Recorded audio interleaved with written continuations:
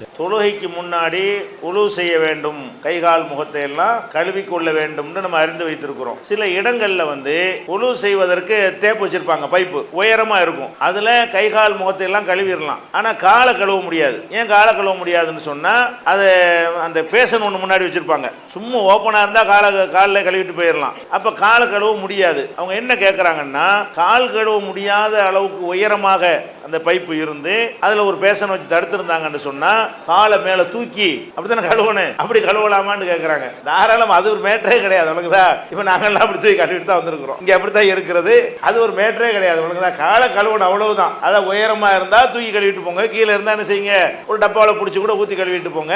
காலை கழுவணும் என்பதுதான் முக்கியமே தவிர அதுல என்ன இல்ல, உயரமான இடமா இருந்தால் பெண்கள் அப்படி யாராவது தப்பா போய் சொல்லி கொடுத்துருப்பாங்க நினைக்கிறேன், காலை எப்படி மேல தூக்குறதுன்னு சொல்லிட்டு. தூக்கி கழுவ வேண்டி வந்தா என்ன செய்யணும், காலை தூக்கினா தான் கழுவ முடியும்னா காலத்துக்கு கழுவிக்கிற வேண்டியதான். அதுக்கு ஒண்ணு மார்க்கத்தில் எந்த விதமான தடையும் கிடையாது. அல்லது அவங்க என்ன கேட்கறாங்கன்னா, ஒரு இடத்துல ஒழுவு செய்து விட்டு வேறொரு இடத்துல போய் காலை கழுவலாமா, எல்லா கை கால் முகத்தையெல்லாம் இதெல்லாம் முகத்தை கழுவிட்டோம், கையை கழுவிட்டோம், கால் மட்டும் கழுவ வசதி இல்லை, அப்படி நடந்து இன்னொரு இடத்துல போய் அப்படி போய் செய்யலாமான்னு கேட்கறாங்க.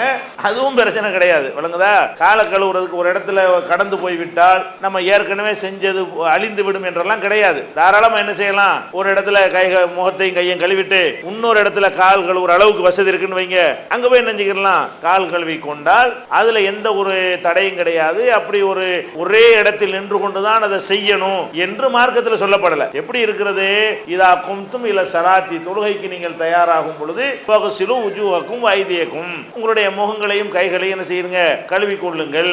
அது மாதிரி அர்ஜுலக்கும் இல்லல் கபைனி, உங்களுடைய கால்களை கரண்டை வரைக்கும் கழுவி கொள்ளுங்கள். இப்படித்தான் கட்டளை இருக்கே தவிர ஒரே இடத்தில் நின்றுதான் செய்யணும்னு கட்டளை எதுவும் கிடையாது. இந்த இடத்துல முகத்தை கழுவிட்டு அந்த இடத்துல போய் என்ன செஞ்சுக்கலாம், முடிஞ்சா காலை கழுவினால் அதனால உழுவுக்கு எந்த விதமான பாதிப்பும் ஏற்படாது.